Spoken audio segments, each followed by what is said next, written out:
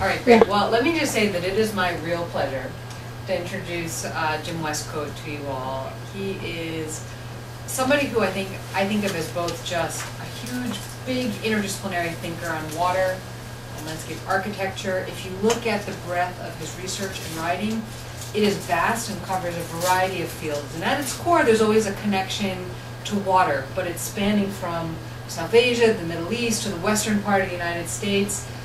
He describes himself as both a landscape historian and an environmental geographer, because he was trained both in landscape architecture and in geography, and also a conservationist. But he also thinks about other issues, about the relationship to the law, to ethics, to religion. And I'm really excited to listen to your lecture today. And I think if you even just look at the 3 suggested articles that we have on our website, you'll see that one of them is about the right of thirst under Islam and making these interesting comparisons to the western part of the U.S. Another on access to water and poverty issues in the U.S., which is an issue that the UN Special Rapporteur, when she came to the U.S., identified, and really doesn't per se use the language of human rights, but essentially is what the human rights focus on these issues is. And then a third article that talks a little bit more about water management and thinking about water resource allocation.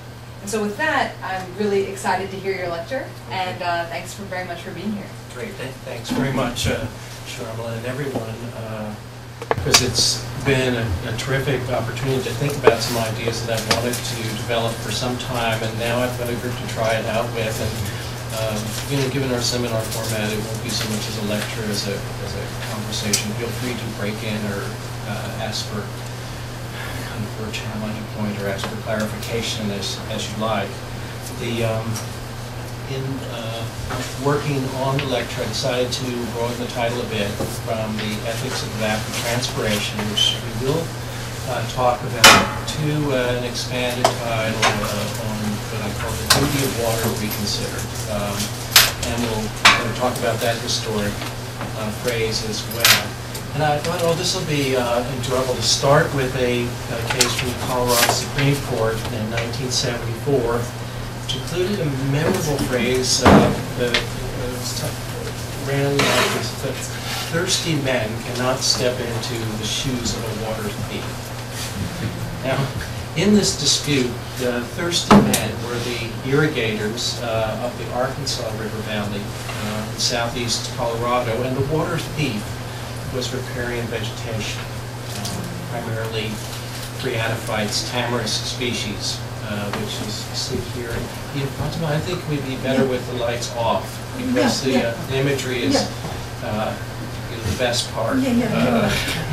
Okay, great. Is that sufficient? We have a couple lights on over you. But yes, that's great. But you can see this beautiful purple bloom of these phreatophytes pumping water full bore out of the riparian aquifer. What had happened was that some of the irrigators had decided that if they cut down all of the plants along the floodplain, they could then claim the water that the plants were otherwise transpiring. And actually, since the plants had been there and antedated many of the irrigators, they could claim that that was a senior right on the river, and thereby acquire the most senior and therefore most privileged and valuable rights relative to all the other irrigators by taking the water of the otherwise consumed by the vegetation. Now, the court rejected the claim on multiple grounds. One was the wholesale precedent it might establish for just deforestation of riverbanks and the kinds of environmental impacts that would have. But they also noted there might be some perverse effects where the vegetation would regrow, they cut it down, claim it right again, grow up, and there would be this kind of repeat performance of people kind of growing and cutting and claiming.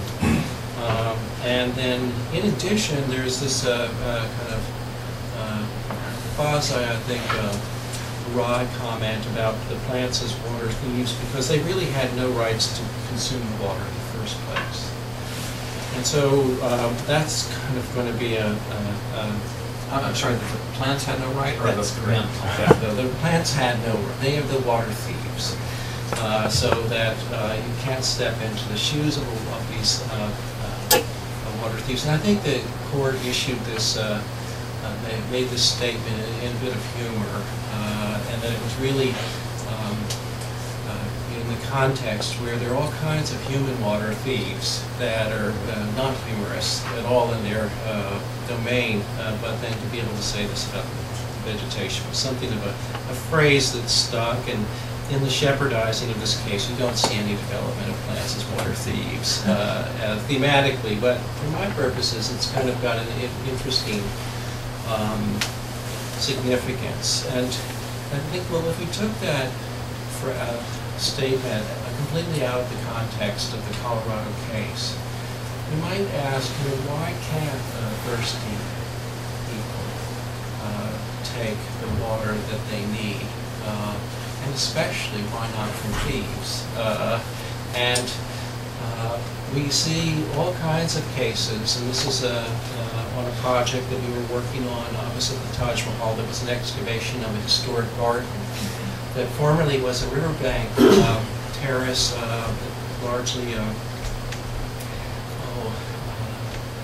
unutilized, but not too far from several villages that were irrigating. And it was discovered through the excavations that were involved with the Smithsonian project that there was a historic garden on the site, immediately opposite the Taj Mahal. It was thought that there was a black Taj Mahal. That was all legend and myth, but there was actually a historic garden contemporary with the Taj Mahal, possibly part of the original design.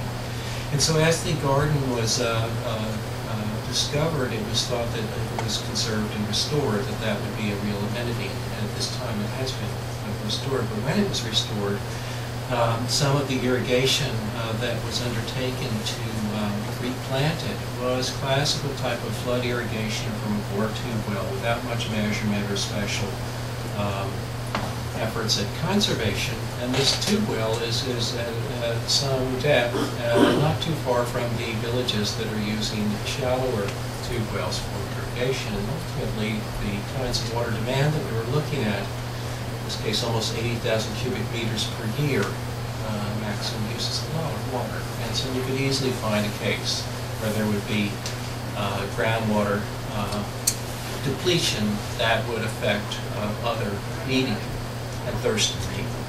Can you translate that into acre feet? Is that easily done? It's easily done, but I can't do it. Sorry. That's the way I think about kind of water, in terms of... I should have converted this to acre feet.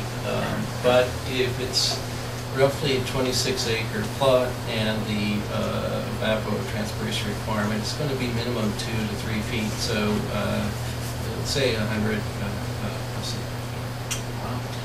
Presumably the villages nearby use the water from the tube wells predominantly for agriculture? That's correct. As well as both. That's right. And fairly shallow. So we do have these kinds of tensions between irrigation agriculture, both in urban and larger irrigated regions, as well as domestic water use. And sometimes they're set in oppositions, but I don't think they really should be. I think there's all kinds of ways to harmonize and coordinate them. That's what I'd like to talk a little bit about. I was kind of led to include some of these maps of plant water consumption globally by one of your earlier seminars where John, I think Briscoe had a slide that showed the high proportion of water used by vegetation. Particularly, I think he was using the example of irrigation agriculture. But if we look at the 4 global maps, it's a complex picture, but I think John was talking about the consumptive water use for irrigation, evaporation, transpiration from irrigated lands, where you can see that the darker blue areas of the map are the ones that have the highest levels of water consumption. But if we go across to the upper right-hand side, you'll see the actual evapotranspiration is much greater in humid regions and from natural vegetation. Add the two together, though, and you get the very large proportion of consumptive use of water through evaporation transpiration by plants, irrigated and unirrigated. And we come down into the lower maps, and one way of sorting out and doing some water accounting these days is in terms of blue water, streams and aquifers, green water, soil moisture, probably familiar terms. But add it all up, and this is is something to take really seriously as the kinds of large-scale water use and consumption by human societies, past and present. And so if you ask, what are the standards of water use? What are the standards of irrigation? This phrase, the duty of water, is one that is used along with several others. And I'll start with it, though, because it's interesting in the history of irrigation practice in the western U.S. to invoke this duty of water concept, which was trying to strike a standard of reasonable use, reasonable and beneficial use, so that what's the amount of water that a crop would reasonably require under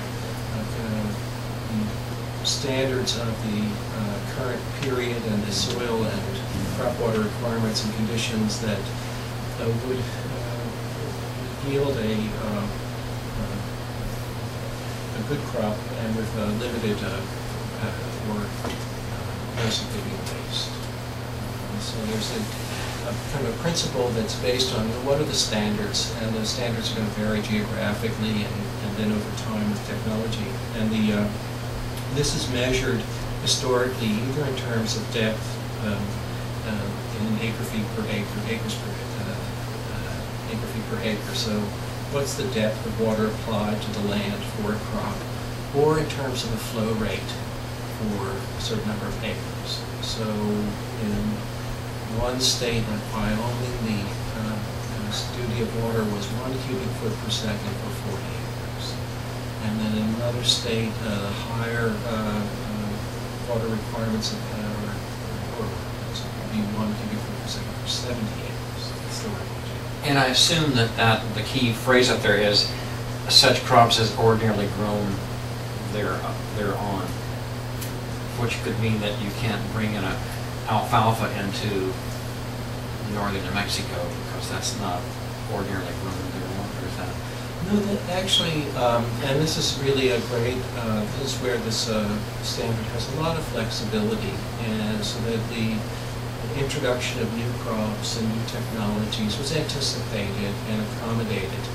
If they led to changes in consumptive use that were more than de minimis or more than incremental, then you'd have, and alfalfa might be a good example, because if you went from an ordinary hay crop that had 1 cutting to a crop that might have 3 cuttings, then your neighbor might just say, well, this is going to increase the consumptive use, I'll be injured, and therefore you need to compensate, adjust your use, and the courts would take that seriously. But most of the time when farmers, irrigators were making incremental adjustments in the crops, and cropping practices and patterns, and the lining of channels, provided it was reasonable and progressive development.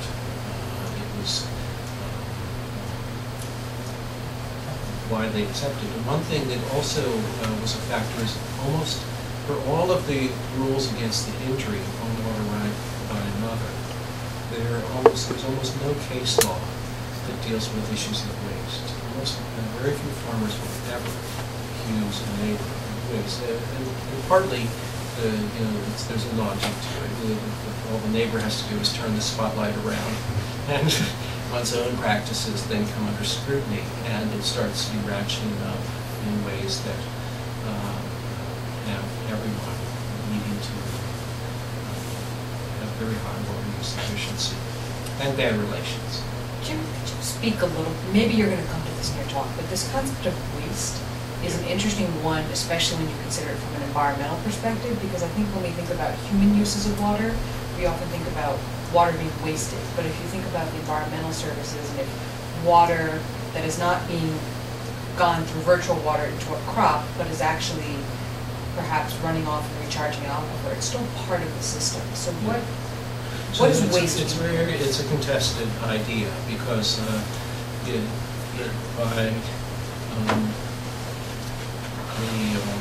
a strong conservationist position, one should only divert the amount of water that one can most efficiently use to produce the crop. So that you would look at, bushels per or dollars per acre foot diverted, and you would really want to maximize that. Yet many of the kind of the advocates for contemporary practice and less conservation-driven types of positions say, look, this water returns to the common pool, so it can be reappropriated and reused. And in fact, by taking the water and diverting it to the land, they may slow down its passage through the surface water system and thereby be available later in the season when it otherwise might not be. The second counter-argument is that the net neighbor next door may have been historically reliant upon that drainage water for their water supply, and the conditions that pertained at the time that both were using water would be altered if the person ceased to, say, recycle the water on their own land or went from 50% to 100% efficiency. And the neighbor who had this drainage water as part of their supply reclaiming the injury. So we have that as a kind of complicating factor in the concept of waste in Western, well, and internationally we see the same kinds of debates on what constitutes waste. To look at that one step further, in terms of water quality, how diminished or even improved is the water quality once it's applied for the first irrigation of crops and then goes this is the key counter argument, which is that when you diverted the water out of the stream, if it's in excess of what really is needed, you've both depleted the stream flow between the point of diversion and point of return flow, and therefore all the ecosystem in between is depleted. Similarly, when you apply the water to the land, you're going to leach out various soils and ag chemicals that will then enter into the system along with the water. So one needs to treat it in chemical, and then we'll get to the biological components too, which I think are really. But you can get a sense of just how the accounting becomes key, and that's something we'll talk a lot about, is the accounting for these different stocks and flows and the way in which they have an ethical dimension. In preparing for the talk, I thought, well, let's do a survey of some of the recent work on water ethics. I imagine you all have done your bibliography for the project. I'd love to see what you've come up with. But over the past decade or 12 years, there have been a good number of attempts to write from an international perspective on water ethics, freshwater ethics. But when you look at the literature, I think it's fair to say at the very bottom here that it's something of an eclectic mix of principles and claims that are made, and they link human rights in some measure with ideas of environmental ethics, and then also with sometimes extreme events that tend to really bring into high relief those ethical issues and hazards mitigation. And then a lot of different discussion. You'll find a lot of the literature on water ethics is actually talking about practices, procedures, pricing, methods, and actually just be talking about water management vis-a-vis ethics per se. And so I'd say there's not much in the way of clarity in the field as to what the status of the field of water ethics is present. So in my talk, I'd like to try to go from some concrete issues of water resources management up through environmental ethics that I think will kind of lend some maybe unanticipated support for the development and articulation of certain human rights. That's the direction I'll try to go. And to use a model that is based again on this concept of the duty of water, but take apart some of the conventional models that we use for water budget analysis and sometimes called also water balance, but I'll distinguish the two. Water budget model we'll talk about basically in order of not the numbers here. That will be the order in which we'll kind of take the presentation. So we'll start out with the climatic water budget, the soil moisture component of that, and then the plant water requirements before we build up to the human water needs and duties. So that's our trajectory. And starting out with climatic water budget analysis, it's a simple mass balance analysis. Inputs equal outputs plus change in storage, and that can be precipitation equal runoff plus evapotranspiration plus change in soil moisture. Could you go back just for a second to the other slide? The notion of number 2 down there is pretty much new to me. Could you just elaborate a little bit on all that's involved with number 2 there? We'll do that, and I think I'll be able to do it better as we go along. But I'm going to kind of give away the plot line. Soil moisture is regarded as a reservoir for precipitation that's used by vegetation, and I think it needs to be regarded as much more than as a physical space for storage of water. So it's not the aquifer, but it's the kind of the moisture that's in the soil before it reaches down to the... That's correct. This is really in the plant root zone. When we're looking at soil moisture reserves, it's that which is going to be plant available.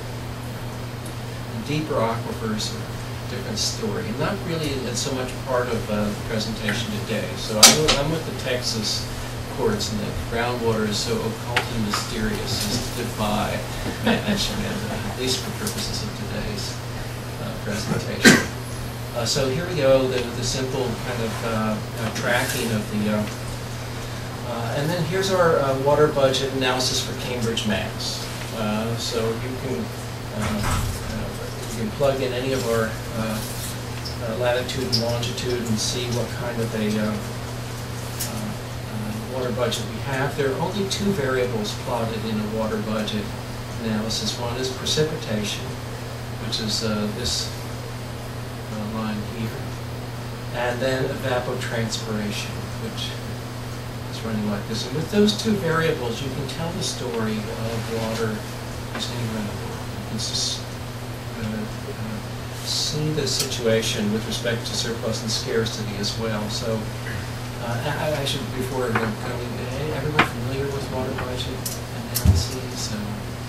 Okay, not so much. So we'll just briefly go. We've got depth of water on the y-axis, and we've got months as our units here. It can be days, it can be hours, it can be years. But we're looking at that input variable of the precipitation by months. You see in Cambridge we've got a pretty good, this is a kind of a weird plotting system for snow reserves before they've melted.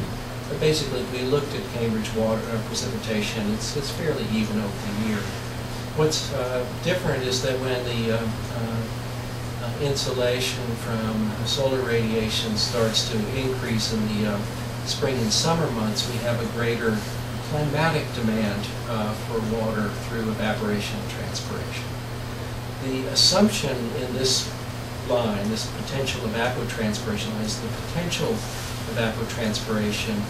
It assumes that all of the water that plants, a reference crop of grass or alfalfa would require is available.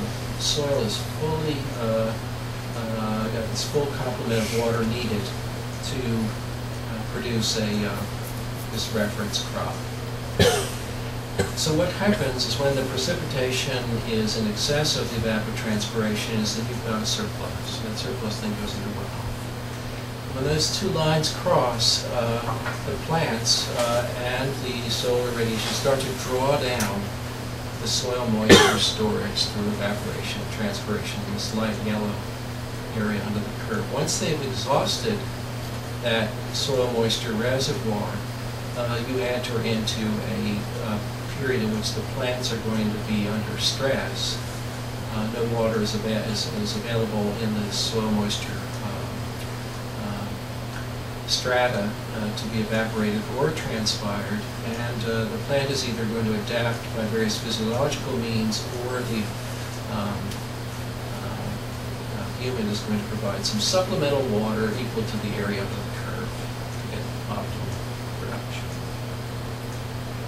Plant evaporation. Now, as soon as in the fall months, the water demand starts to reduce again and the precipitation line is crossing, we start to refill that soil moisture reservoir with a sponge until it's saturated, at which point, in the dark blue area, we get runoff.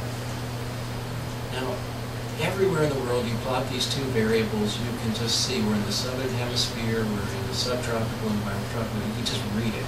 And it's a wonderful tool for assessing, what's the situation with respect to surplus and scarcity and supply and demand of water in a natural system. We can vary that. Is there a definition of the depth of soil when you're in Yes. So I didn't include the slide where you can actually set the depth of the soil as a variable.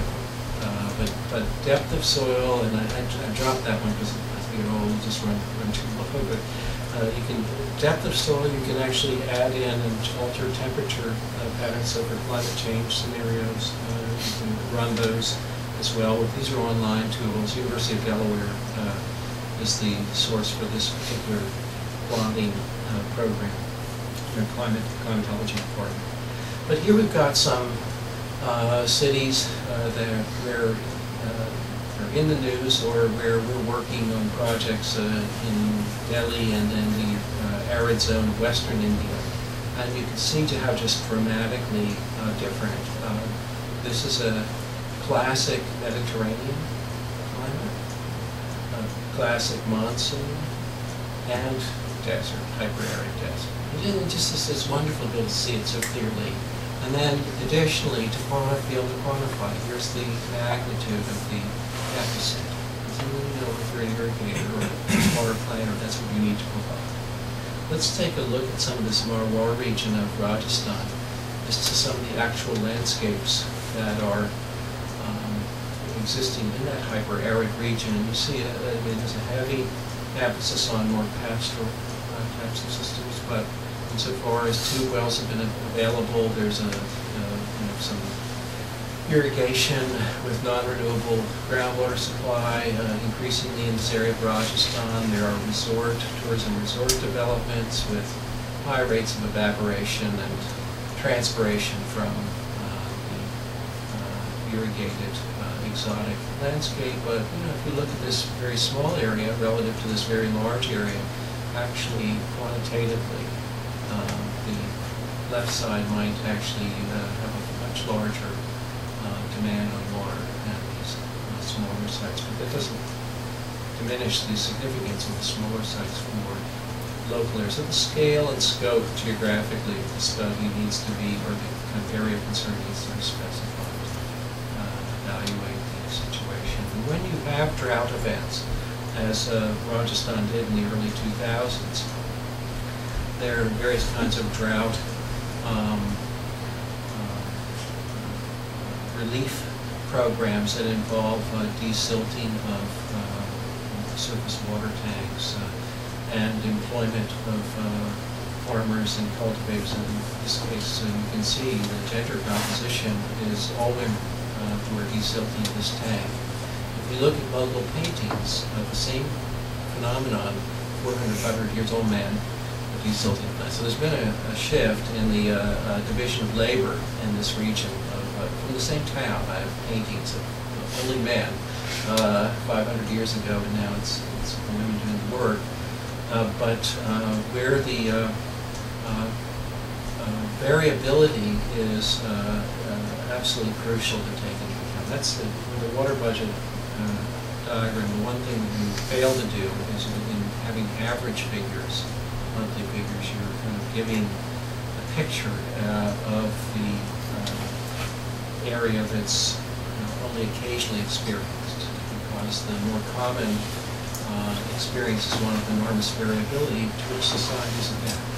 We have the capacity to deal with, to a large extent, periods of lower precipitation and higher precipitation to store when sort of possible or to adjust to drought through a whole variety of mechanisms. You can see that in the case of this precipitation, just during some of the years where we were working, tripled and half the amounts of water within individual years, and the sorts of things that are expected. It really has to anticipate being able to manage for variable conditions rather than averages.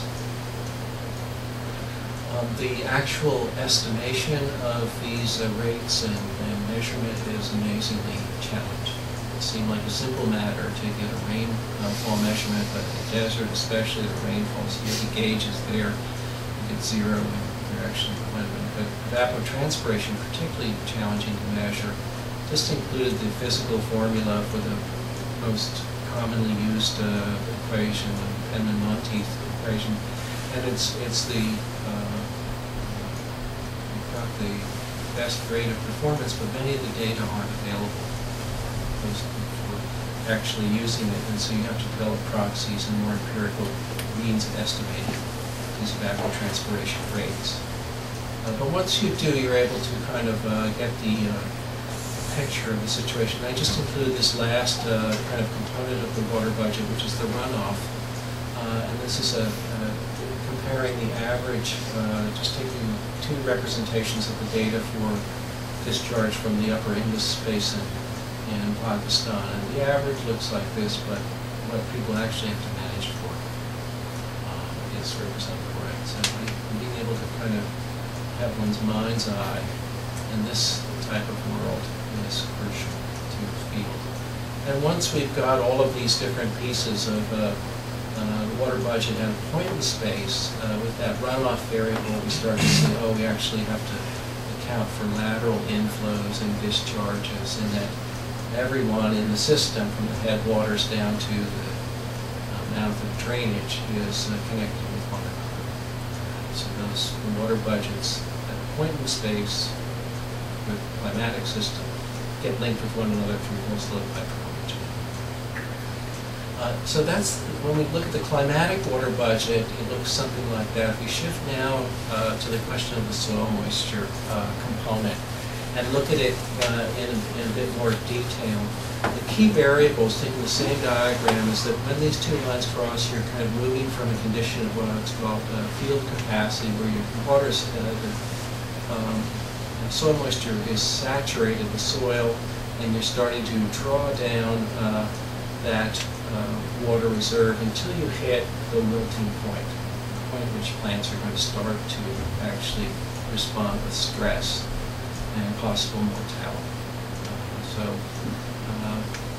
We talked about soil moisture drawdown, soil moisture recharge, as key variables. This is a classic mass balance type of analysis again, but it treats the soil as an inorganic substance with just solids and voids. So the solids, the mineral solids are there, and the voids are there which hold water. There's some physical attractions of water molecules that affect the ability of plants to draw that moisture out of the soil, but otherwise the soil is regarded as lifeless.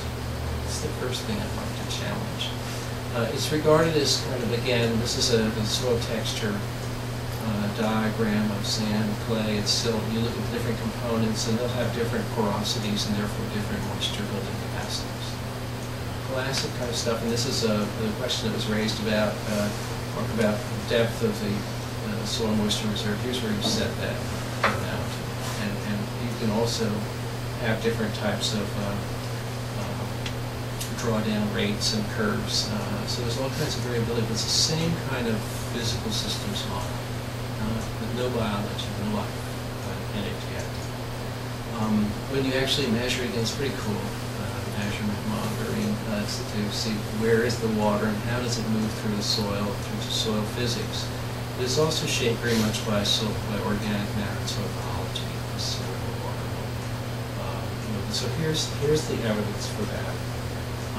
And the first point at which we bring in life into this model, and therefore environmental ethics of some sort. If we look at the soil flora, and in terms of the number, usually, I mean, it's pretty sad. I get a little bit sad when it's all reported in biomass units in terms of weight after you've actually put it in an oven and kind of baked the water out of the system. But when the creatures are alive, we're looking at per gram of soil, billions of organisms per gram. And then even down in the,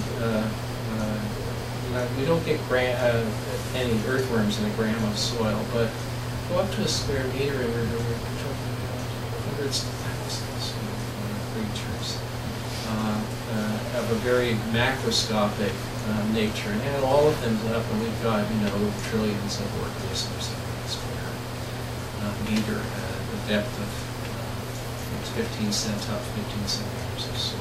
And so this kind of magnitude of life is just amazing when one thinks about it. And all of these organisms are doing lots of work to enable plants to draw up water. They're contributing to soil chemistry, and some of them are actually enabling plants to kind of take up nutrients more efficiently. So there's all this undergraduate work and signaling between these organisms as to kind of what's needed, who's getting what. It's not a peaceable kingdom. There's some that are gobbling up others, and so there is predation.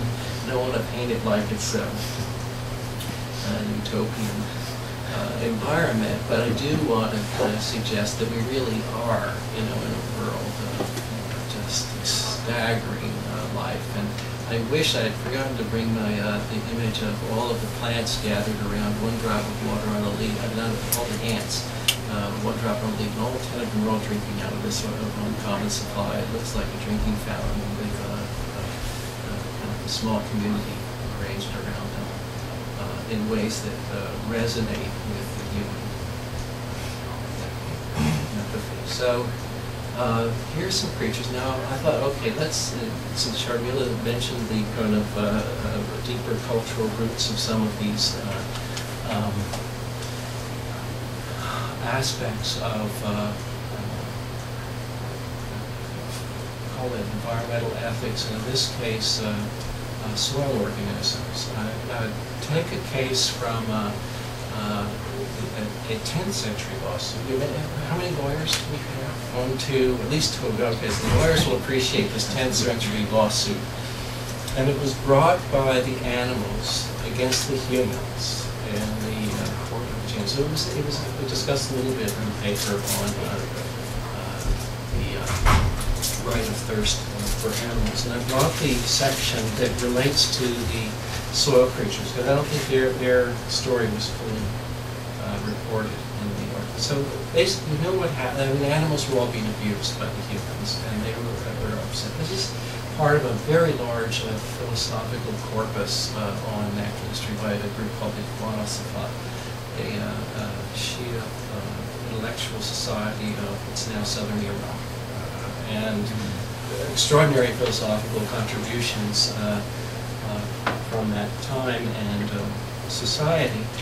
And they had this allegory in which the animals had been abused by humans. Humans said, not us. And the animals took the case to the king of the jinns, the jinn, kind of quasi-angelic type of the king of the jinns, and the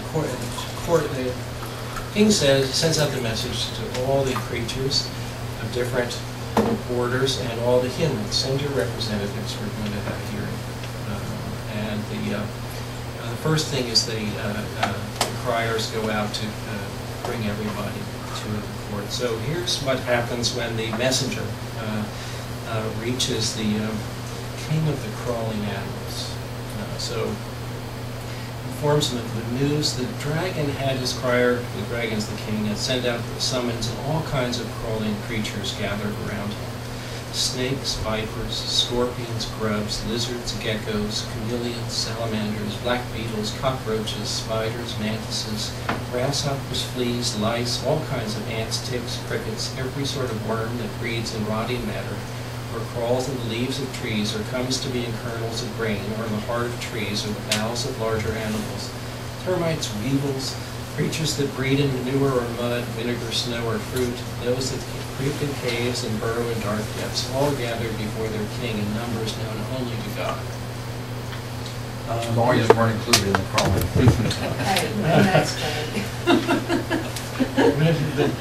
Now these animal lawyers, you'll find, are really impressive. When the king beheld them in their fantastic diversity of forms and shapes, he remained for a long time in awed amazement. Then he surveyed them. They were the most numerous of all animals, yet the smallest, weakest, frailest, the least resourceful, sensitive, or aware. The dragon pondered their lot for some time and said to the viper, his vizier, advisor, "Do you see anyone amongst these words suitable to be sent as our representative in the dispute? Most of them are deaf, dumb, blind, and mute. They lack hands, feet, wings, beaks, or claws. They have no feathers, hair, wool, fleece, or scales. Most are naked and unshod, feeble, flaccid, wretched, and poor, lacking all art and strength." The dragon was touched with pity for his subjects. Heart went out to them with compassion, sympathy, and mercy, and his eyes filled with tears, and he looked toward heaven and cried, "Creator of all creatures, have mercy." So this was the situation that they faced. And the cricket, who was the messenger, says, "No, don't feel that way. Don't be so troubled, because all of these organisms, your kind and merciful is full of compassion for your subjects, but don't be saddened, because they all have their creator who cares for them and who's provided for them with their diverse forms and shapes, and assigned them to ranks, with some great-bodied and powerful, others weak, but all treated with the bestowal of generous gifts that enable them to survive and thrive." And it goes on with some elaboration. And what actually happens in the court case, if you're interested, is that the animals, one by one, say, "Look, this is how we've been treated," and the humans come up with the worst counter argument. So, and there's Christians and Muslims and Jews and Armenians and people from Syria, people from Egypt, and they're all failing. And in the end, basically the judgment goes for the animals. But for the duty of humans towards animals, that's the nature of the judgment. It's kind of going to be a little bit of a precursor to where we're heading to. And did you say that was Iran at the time? Because the reason I was asking is it says the ecological favor of the pure brethren of Basra, and so Basra must have been part of Iran at that time. It was a Persian Arabic society, but it wasn't. Since there was no Persia. It was not Iran as such, but Basra, southern Iraq today. This society. It's one of the Islamic stages. I'm not sure which one Abbasid or something like this, but it's more the Islamic. There's different. I don't remember. Probably before the nations emerged. Before it started. And so here's a case where this the same kind of picture that we presented in the scientific realm in terms of numeric numbers of creatures is kind of appreciated in more ethical terms, even though it's allegorical in character a millennium ago. It reminds me of the new constitution in Ecuador, where the indigenous people were able to insert the rights of nature into their new constitution. So nature has rights in Ecuador now. So it's interesting that I'll read that. Yeah, I really want to read that. And as we kind of look more closely at the field of soil biology and what's called the rhizosphere, the life world of plant roots, you see all of these organisms doing their various work and enabling plants to take up water and to thrive.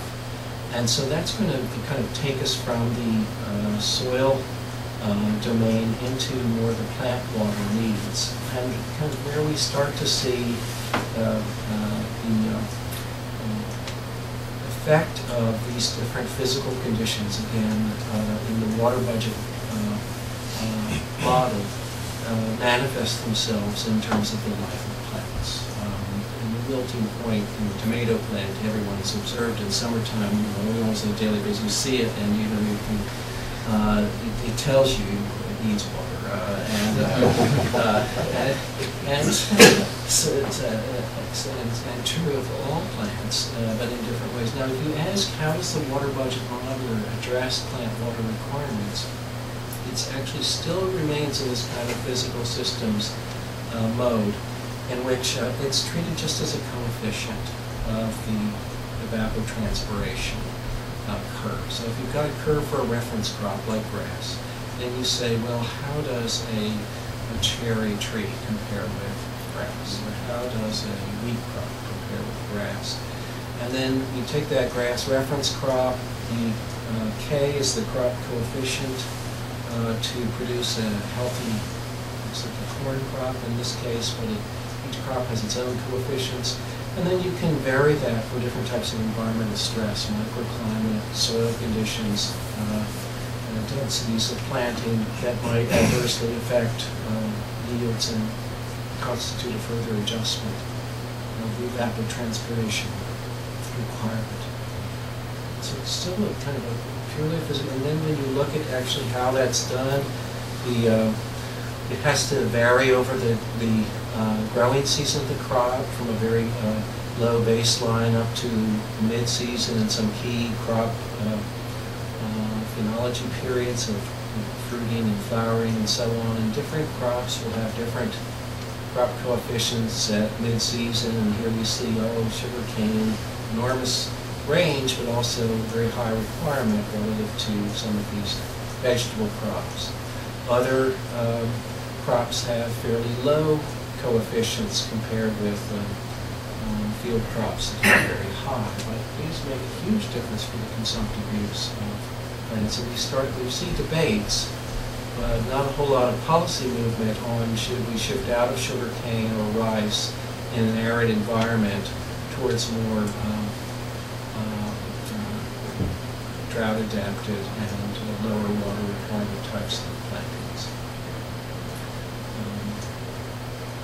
Again, when we're measuring this type of flux, very frequently it's just done with empirical types of estimates, which are too crude. Increasingly, we've gone from these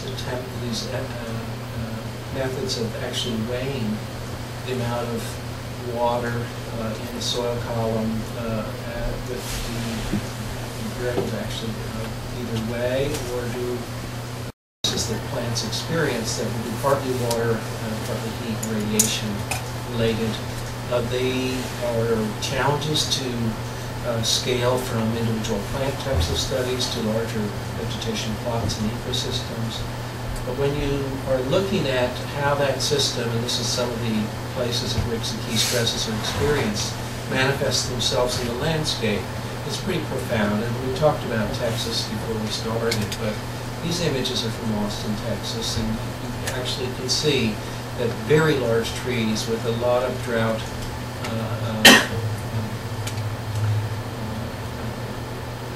capacities were exceeded in this most recent drought.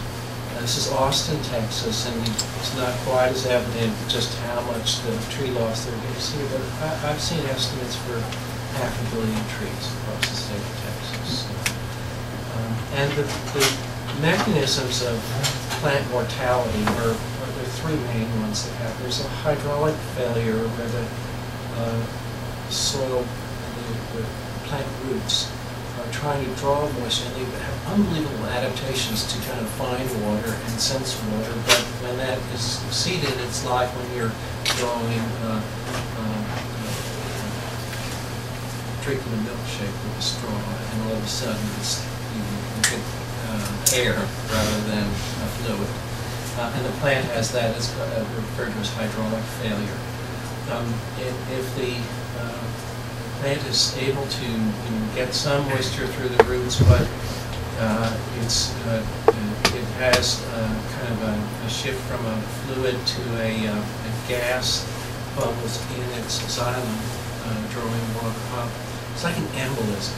You know, you can imagine you're having this xylem experiencing gas rather than water, and then it can't get up to the leaves and supply the leaves for that water requirements up the top of the plant, and sometimes the height for the larger plants makes a difference. It's working against gravity. It has some things that help do that. But ultimately, if the water is not able to get to the leaves, the plant may die not of a water stress, but of carbon starvation, where it's not able to photosynthesize adequately because it doesn't have the water, can't photosynthesize, can't produce the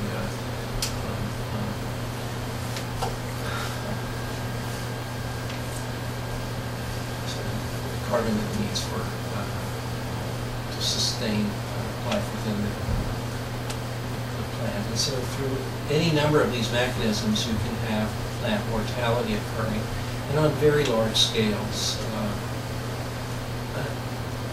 When people reflect upon these forms of plant life and death, there are traditions that are very strong in terms of their attention to the well-being of plants, and tends to be associated with South Asian societies, very strong Jain, some Buddhist and Hindu traditions of regard for plants, care for plants, and the status of plants is what Ellie Findley described as borderline beings.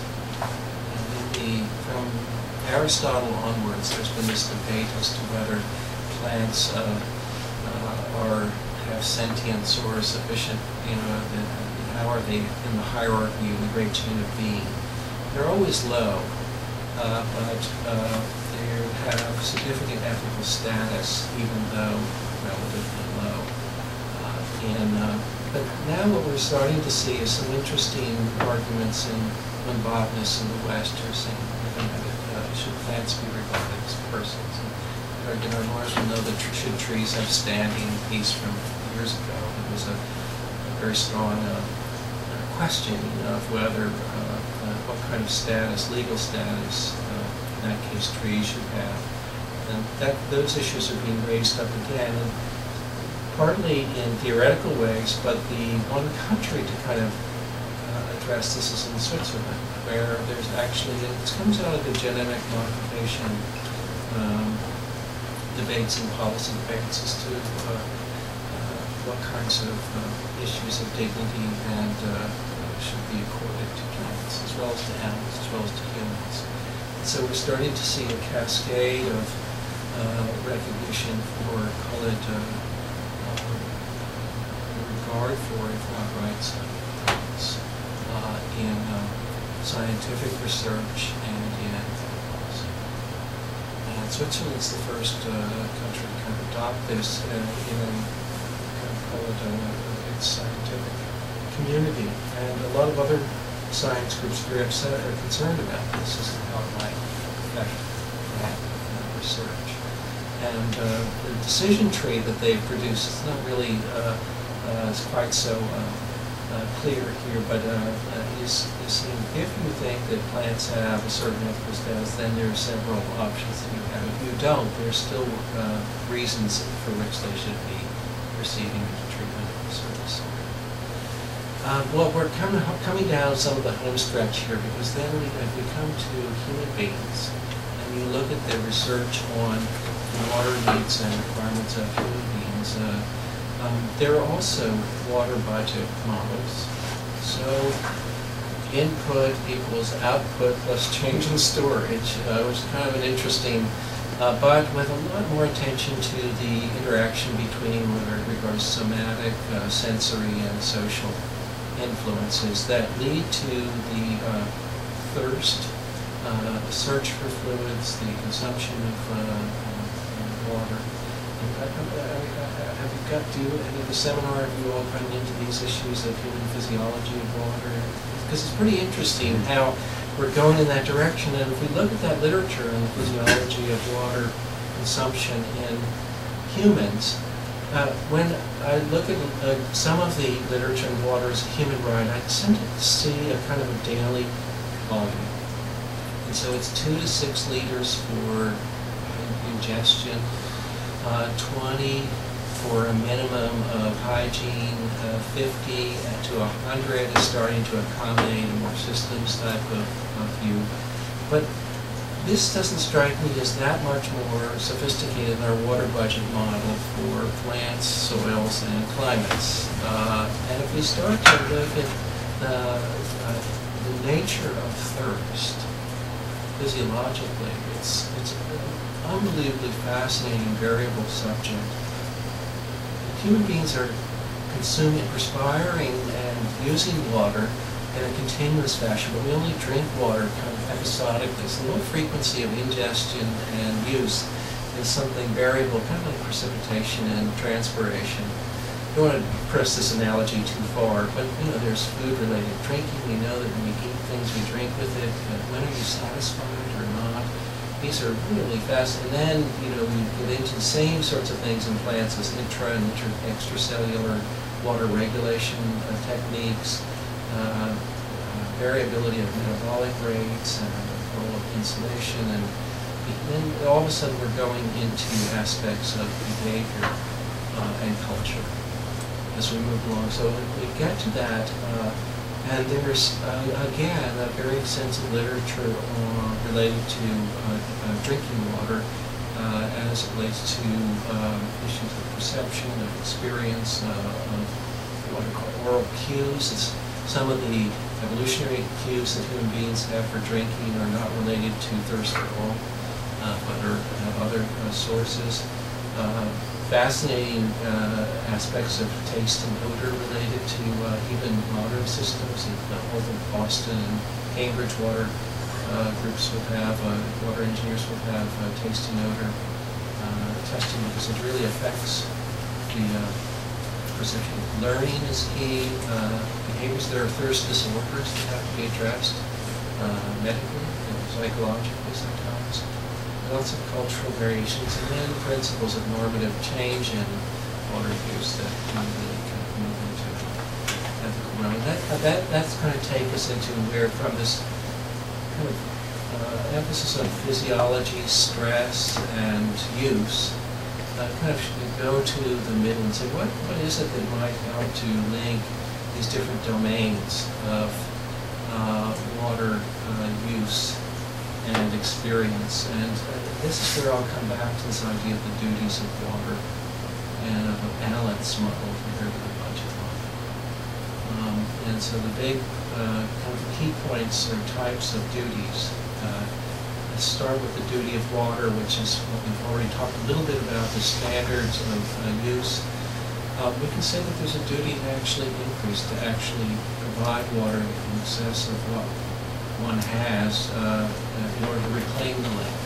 In many periods of history and many parts of the world, this is still operating very strongly, sometimes with very strong religious impetus. If you look at the Western United States, lots of biblical invocations as to the virtue of reclamation.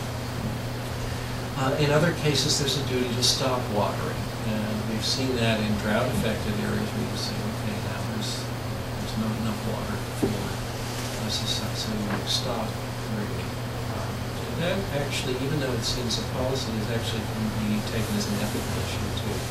Really, there's a reallocation that's needed in this context, and therefore you do stop water. Alternatively, we could say in some contexts there's a duty to continue watering, livelihood or kind of provision and sustaining life that one is perhaps started off by planting in the first place. And I'll give an example. And then there's this idea that there's some ways of balancing these duties. That's the ultimate argument that I would have. So the conservation ethic, this is a landscape in which all of these more green plants, but also the drought-adapted desert grasses in western Rajasthan can be planted. It's a planted landscape, even though it's wild. Very consciously so, and with a certain aesthetic associated with it. And within the fort walls there, very small jewel-like spaces of drought-adapted plants in some courtyards, and others that are left, even though they formerly were gardens, are left open so as not to consume more water than would be deemed kind of reasonable or virtuous in this current context, which differs profoundly from the context in which the palace garden was first constructed. This is an attempt to try to avoid the problem that we've so much on, where there are surrounding water demands, and if one has an excessive water demand within this restored set of historic landscapes, it's going to take water from other water users who can't afford to pay comparable prices. And yet there's a sense by the people involved that this is somehow inadequate, that this was the historical model. So what's in between? What's the kind of, for those who would like to see this garden bloom again, how can that happen but with the absolute minimum amount of water to capture the spirit of the place? It's kind of the question of weighing the equities. In the Rajasthan context, when one's looking at cultivation, you see that same kind of, call it very small, jewel-like cultivation of, in this case, vegetable cultivation in the desert, and supported by arguments on its virtue, and yet countered by arguments about what might be depleted as part of that act. We see the reclamation ethic. This is actually from the negative. This is the Avenari. Did you all travel down to Avda? This park over here in Beersheba. You go to Beersheba. So just south of Beersheba is there's this Nabatean fortress complex like Petra. It's in fact next over from Petra and Avda is this complex, and the Avenari was assigned this. Actually, this book volume on the negative was published by Harvard University Press several decades ago about how certain types of hill slope runoff can be channeled into the cultivation of crops that would be otherwise unimaginable in this environment. Western Colorado, also a reclamation ethic. Many of our early reclamation engineers were devout Mormons. This kind of cultivation of the desert was, again, really seen as divinely inspired. But when does one have a duty to continue watering? As whether it's for human beings in confined spaces or animals in confined spaces, if you plant a plot, or in a street tree pink that's inadequate with natural water supplies to sustain it. Surely there's some duty, and most people, when they see a plant that is wilting in the pot, are just kind of disturbed on more than aesthetic grounds. And this is a small example, but it's an everyday one that we would experience. And as you go down the streets of Cambridge, you'll see many plants that are in spots that are inadequate to sustain them for more than 10 to 15-year lifespan. Many people know that most street trees don't last more than 15 years because of the planting conditions and the lack of care that goes into their treatment. Well, when plants are cared for well and provided with water in very strategic and supplemental ways, that can lead towards this sense of a duty to continue watering, to sustain not only their productivity, but their presence in the land. You can tell what my views were on this landscape earlier on, duty to stop watering. And we do see all kinds of cases where swimming pools are being filled in and grass lawns being torn out. And then, the question is, what did the grass lawn do wrong? It was planted, and so, but it's, there's a real substitution of, there's deficit irrigation that are going to try to come to terms with this. A lot of attempt to remedy these types of behaviors. And the excessive, this is the Salton Sea in Southern California, over-irrigated dramatically to the point where, so the duty to stop watering surely in this context. And part of the challenge is to help enable all of us to see the presence of water even where it's not, where it's absent. So I love to use this image of a water tank, again in the same spot in Rajasthan that's empty, and said, the architect friends, look at the beautiful volume of this empty tank. It just has an extraordinary spatial and aesthetic quality, even when empty. And if you want to see the water, look at the neem trees behind that are all transpiring actively. The water, you should be able to visualize that that's not just vegetation, that's actually transpiration. I've never had a designer be persuaded by this argument. I say, how many people really find this persuasive? And I said, fill the tank. We want to see it full. We want to see that. And so there's a lot of work to go to bring these combination of ethics and aesthetics and practicality into alignment with one another. But there's lots of great examples. Your luxury tents, which you would rent for over $200 a night, and their daily water requirement is within that range of the human right to water, more than 60 liters, and they have luxury bathrooms in each tank. Those are Rajasthan? Rajasthan, yeah. So it's quite possible to design systems that meet these ethical, call them standards, high water use standards, and with high levels of human experience. And it's really the balancing, or it's hard for me to come to an absolute, all of the variability of climate and all of the kind of extraordinary manifestations of life that depend upon water to come to a single principle, but rather to more of what I would call a balanced model of weighing the equities and weighing the duties and claims that all of the different forms of life might have in order to achieve the highest level of justice that one can imagine, and to do so progressively with higher and higher standards and with greater and greater scope over time. I guess that's where I come out in terms of your seminar theme. That's what I had to share with you all, and I welcome any suggestions. Excellent. Well, fascinating.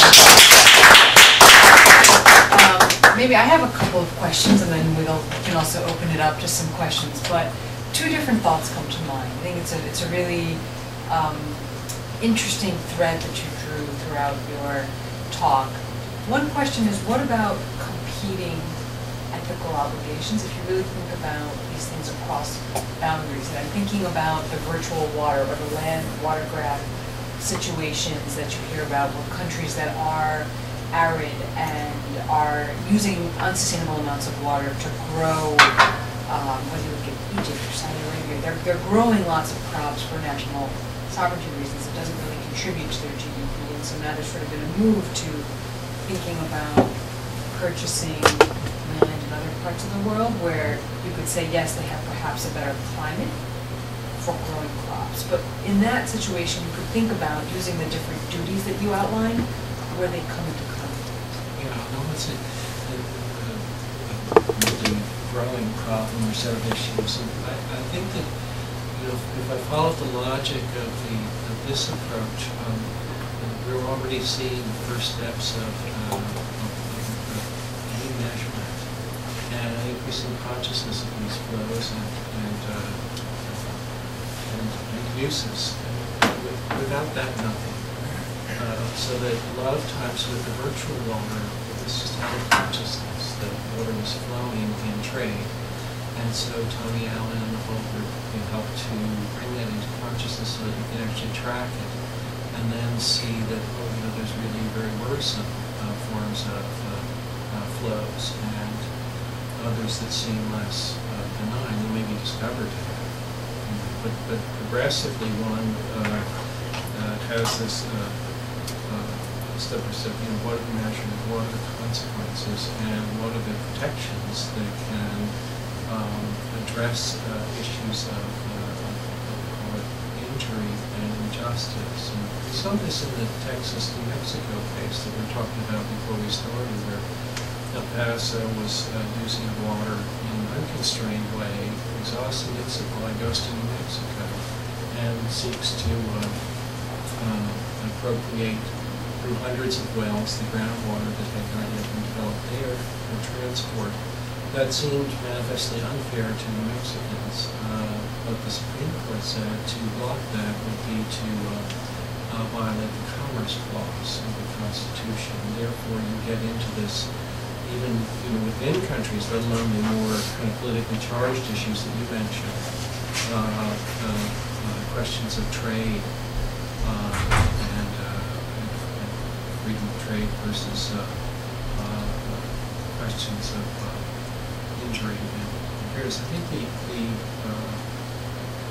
I suppose in the legal sense is also a key component of the ability to show injury is enormously important. And insofar as one can do that, then the claims are or imagined injury that will come from things not yet to manifest into the claim will be much stronger. So that I expect that as that happens, we'll start to see all kinds of principled responses and regulatory approaches to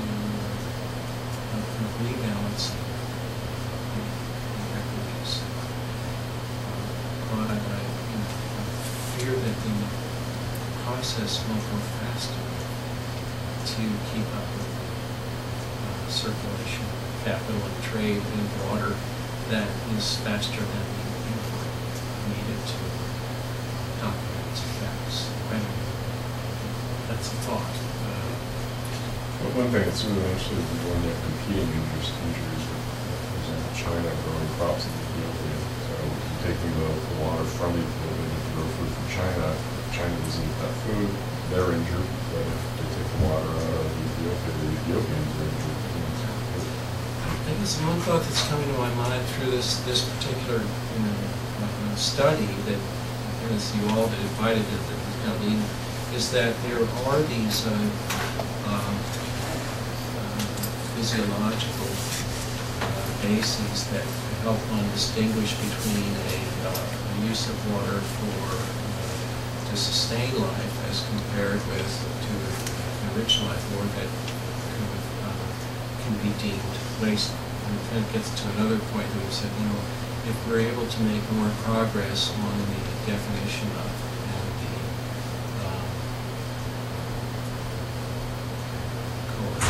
sharper regulation of waste, that would be a huge accomplishment that would also help to rebalance. Because all of the countries and states that have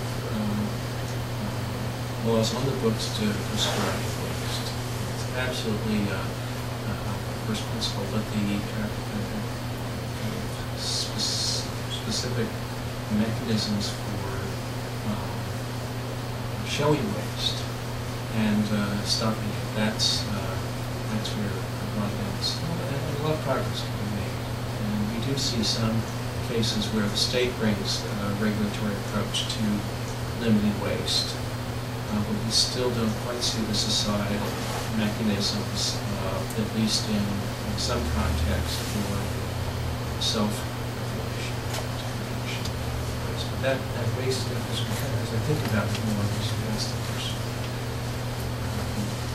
emphasis on really targeting waste will make a huge difference. So that it wouldn't be tolerated as to excessive irrigation or call it luxury product production when that might in Central Africa lead to food insecurity. question for somebody who's got one. I think an interesting example of what you were just saying was the discarded irrigation water that Arizona used to put down the American Canal down to the Baja Mexico, to the Gulf of Mexico, where at the turn of the century was one of the most verdant, a place very much like the swamps of Louisiana. And then when we started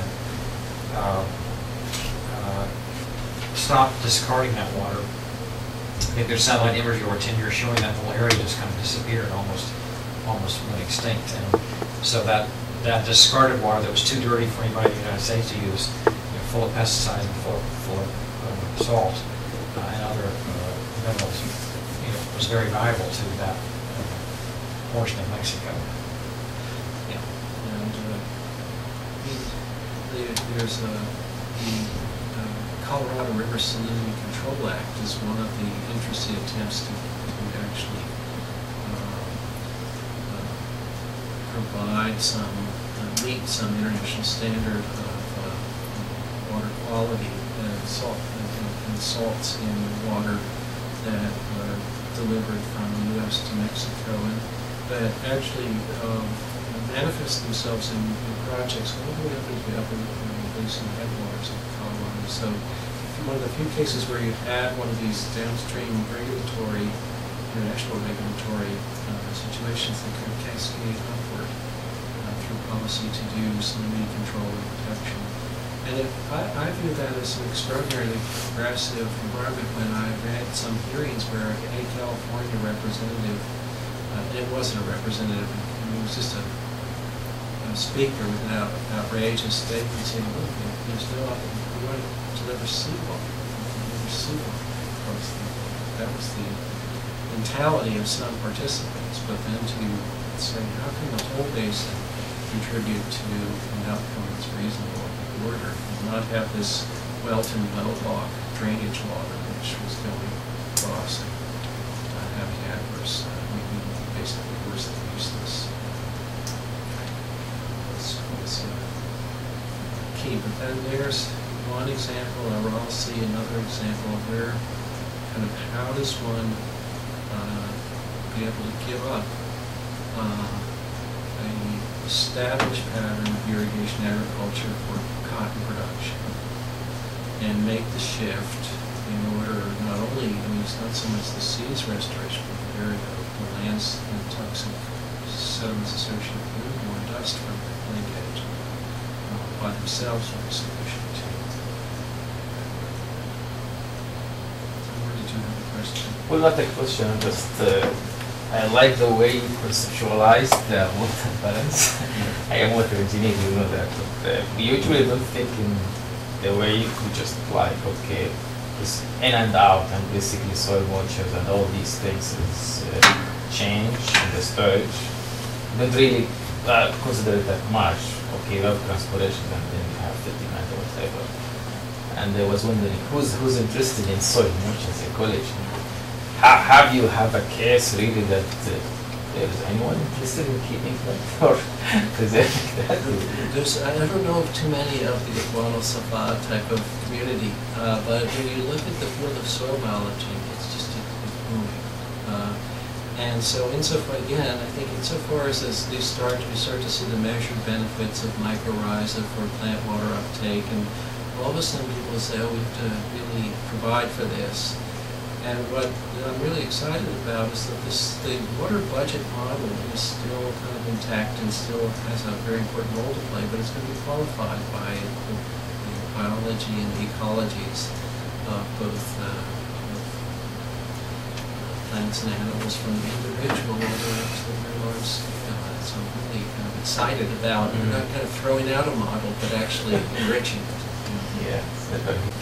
And one thing that makes me think about the soil moisture question is one idea that we're thinking about where there could be more need for innovation is really just the IT systems that are in place for thinking about measuring water inputs and output, how people even measure soil moisture. And so there's all of this seems to be like researching this kind of satellite imagery where they're really using soil moisture, some kind of proxy for that, as a measurement to try to map. And she was saying, you know, really, I think there's lots of people with pencil and paper are probably going down and putting, you know, sort of old-fashioned water measurements, and we really need to be thinking about how do we harness that information in a better way.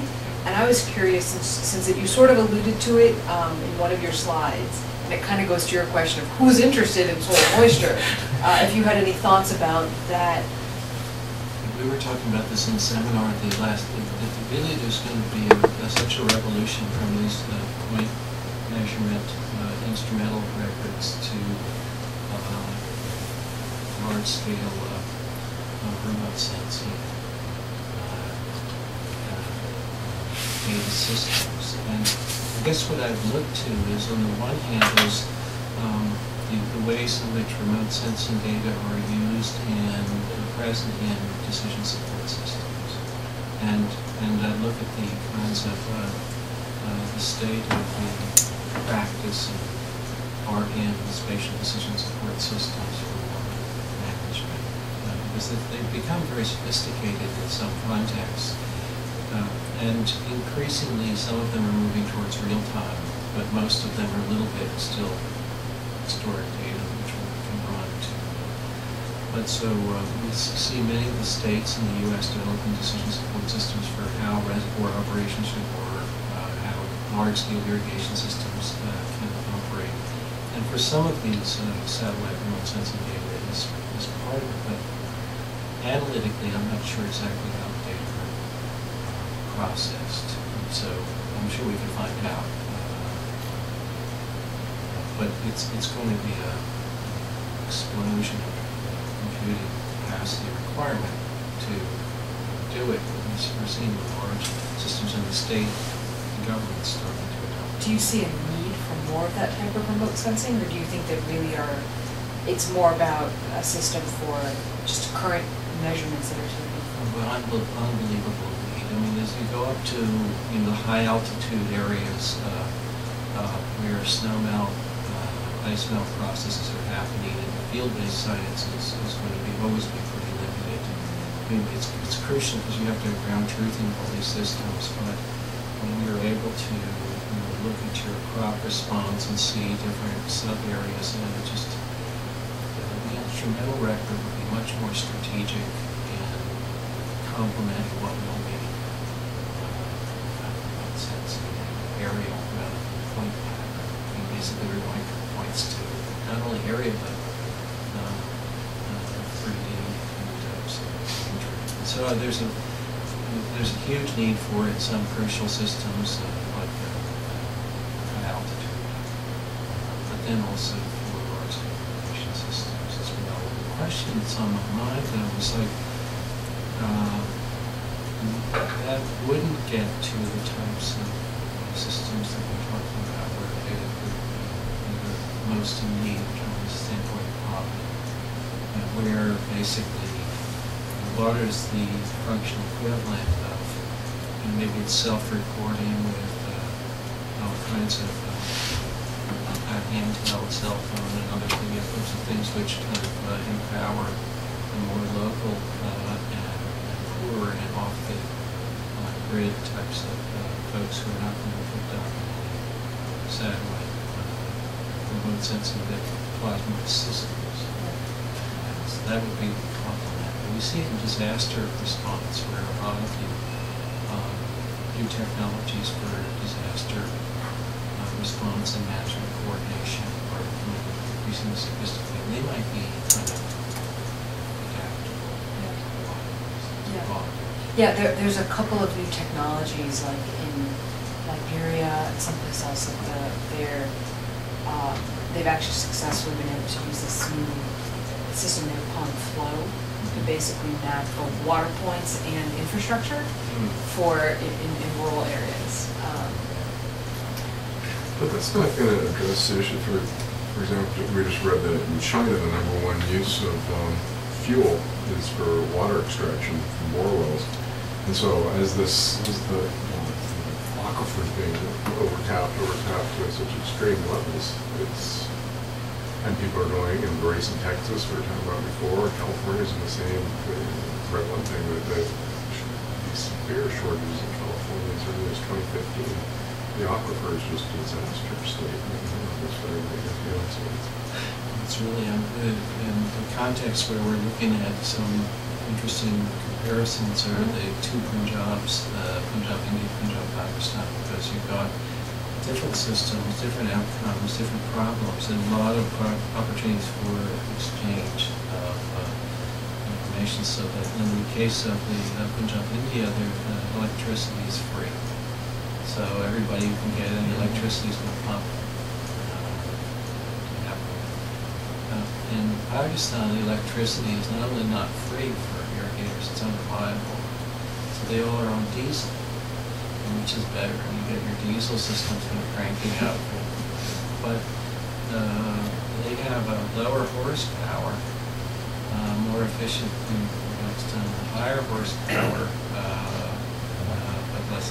So they're getting depletion effects in the India side that you don't see on the Pakistan side as severely. So, but the yields on the Pakistan side of the crops are lower than the yields in Punjab, partly from, it's for all kinds of reasons. Some of this is marketing, cropping, cultural practices. So some of the exchange, but the groundwater has been the real frontier and a crucial one in terms of volume of water available, and it's harder to regulate effectively. well, a lot of these laws are developed on those issues between hand pumps, right? So now we have these just massive water extraction systems.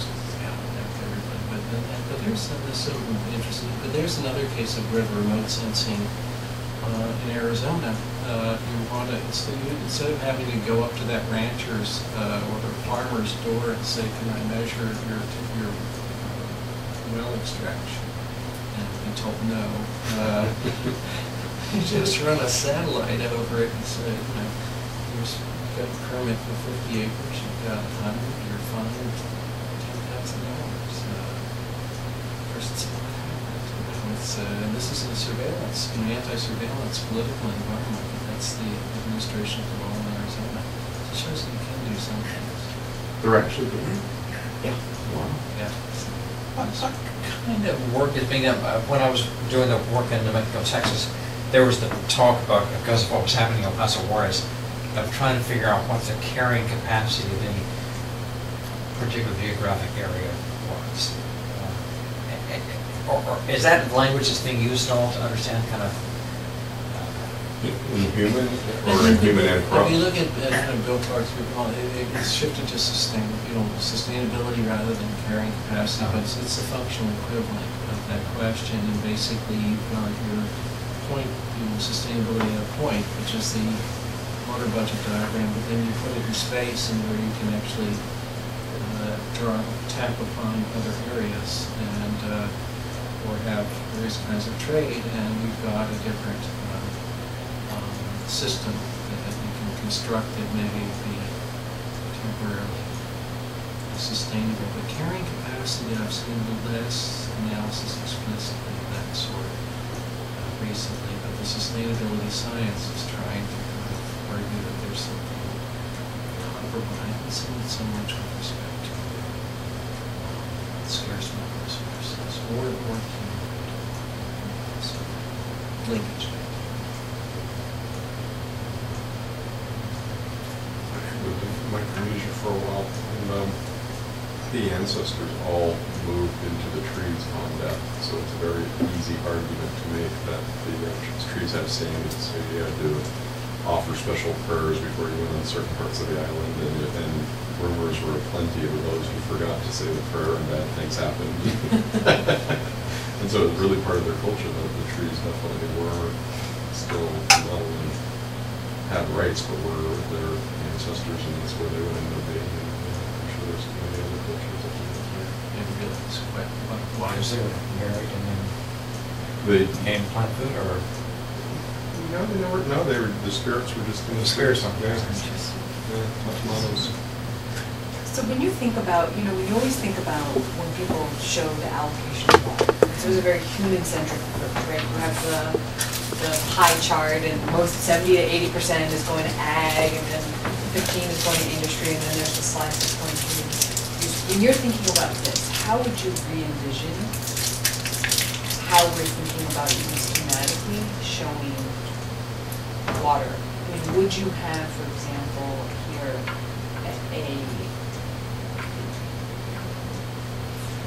I think the first step, which is often done, is to set it in motion, so that it's a dynamic. So we've seen that water circulating through human beings and through stream systems and aquifers at different rates of time. So that you're kind of getting the dynamics right would be one thing. But then when one starts to look at the water use efficiencies and how much can be gained, there's not much in the way of a transfer needed. I mean, this is what it makes it kind of, one wonders why the problems aren't solved more readily. When you say, well, if you've got an increase of 10 or 20% efficiency in irrigation agriculture, you can finance that and transfer it to those without adequate supply and human settlements. And we can have sustained agricultural production and food security and provision. It doesn't seem that with this kind of adjustments that are possible water use efficiency and transfers that should be all that difficult or possible. So I think there are constraints on who pays and how much and technologies, but when you look at the aggregate systems, it seems like there's no reason that there should be these problems. Couldn't be solved for the water supply, sanitation, or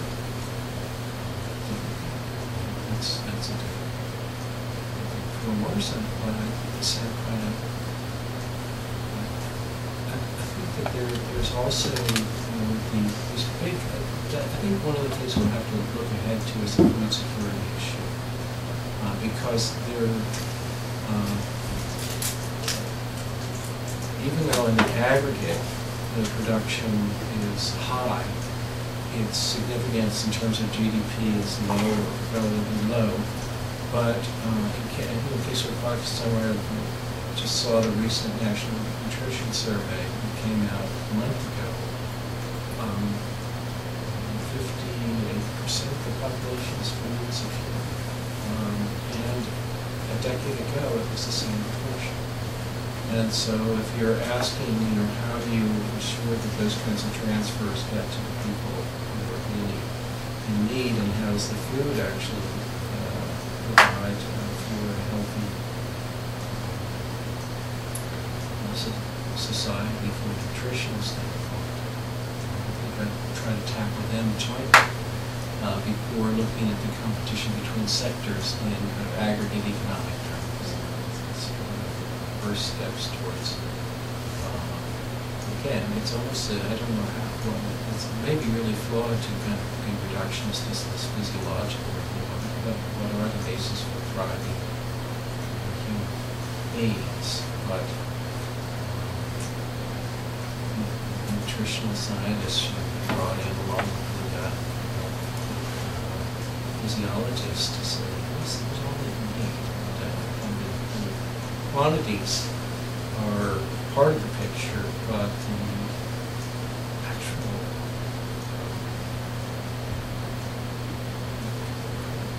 biology is just fascinating. It's just extraordinary. I mean, I think it's the inspiration that comes from seeing how all these adjustments, physiologically, psychologically, behaviorally, and societally, happen with kind of a sense of wonder.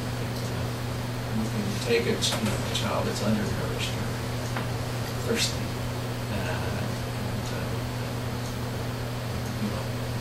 just like a plant that's dying. I think those kinds of cultural stories that one can tell through those kinds of basic science and its cultural significance would be one strategy that would be really promising. Just kind of thinking out loud about this question. I'm very so familiar with the kind of competition between what we call the water buffaloes out west. So big agriculture against big cities and big industries. And I don't worry about any of them. They're all going to do fine. The cities are plenty of water. And the long-term reclamation projects, same thing. Right, and that was the question, which is, given that is our traditional status quo, how we think about it, with the plans, when you think about this like a schematic, does the environment and the plans, how does that affect the traditional schematic? I think the point goes down to basically this sense of, and not reducing just to physiology, but combine physiology and kind of life that everyone values in plants, animals, and humans, and get that kind of spirit associated with basic needs in a more kind of imaginative and fully developed ways. That we will start to see that these are more complementarities at that basic level rather than trade-offs. That's the strategic approach that comes to mind. And if one could take I guess it would be going to a colonial type of context, or a smaller context where the needs of the actual impacts are immediately visible. Excellent. Well, thank you again, Jim.